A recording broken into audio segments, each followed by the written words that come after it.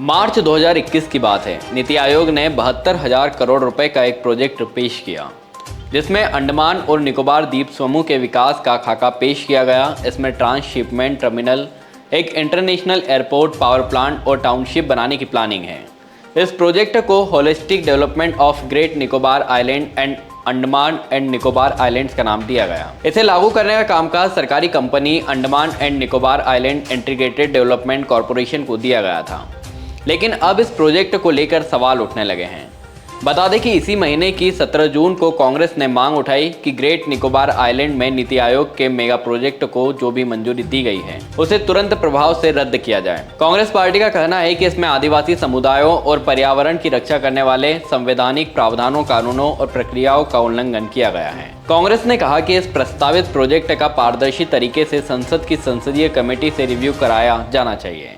साल 2024 के चुनावी मैनिफेस्टो में कम्युनिस्ट पार्टी ऑफ इंडिया मार्क्सवादी ने वादा किया था कि वह पूंजीपतियों को फायदा पहुंचाने वाली और पर्यावरण के लिए खतरनाक इस योजना को रद्द कर देगी। इतना ही नहीं, tribal counselling of great Nicobar and little Nicobar के अलावा कई पर्यावरण के जानकार, वन्य जीव संरक्षणवादी भी इस प्रोजेक्ट का विरोध कर चुके हैं।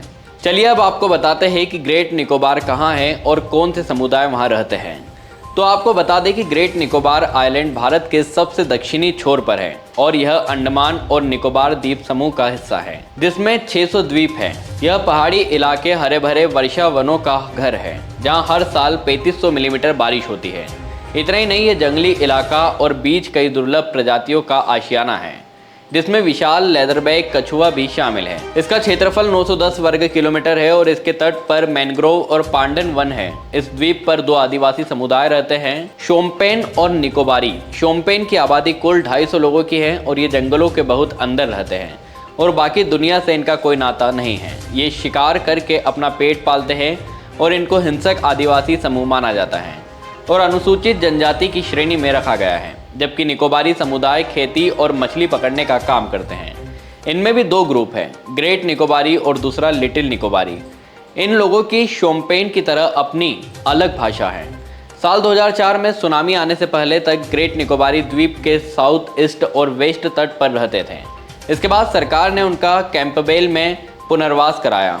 आज 450 ग्रेट निकोबारी द्वीप पर रहते हैं, जबकि लिटिल निकोबारी की संख्या करीब 850 के आसपास है और ये ग्रेट निकोबार में आफ्रा खाड़ी में रहते हैं। कुछ पुलोमिलो और लिटिल निकोबार में रहते हैं। ग्रेट निकोबार में अधिकतर लोग वही है जो मेनलैंड इंडिया से आकर यहाँ बसाए गए हैं।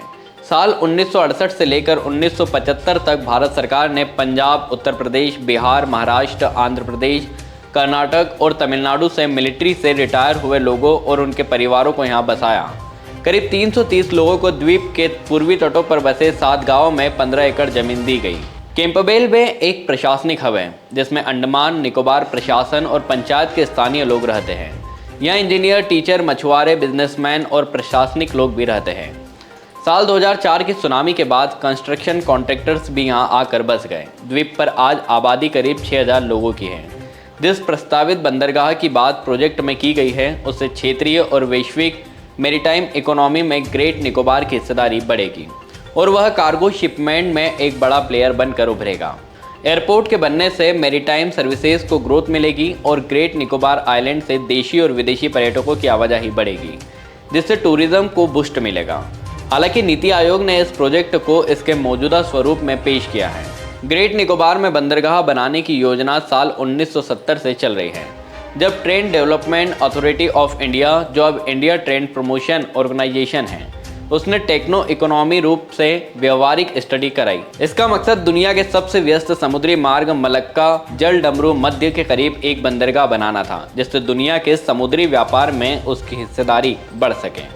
तो यह थी आज की हमारी ये खास रिपोर्ट। आपको ये कैसी लगी, अपने विचार हमसे जरूर साझा करें। वीडियो पसंद आए तो इसे लाइक करें, शेयर करें और चैनल को सब्सक्राइब करें। यूबी न्यूज़ आपके लिए लाता रहेगा देश विदेश से जुड़ी ऐसी तमाम बड़ी खबरें। तब तक के लिए धन्यवाद।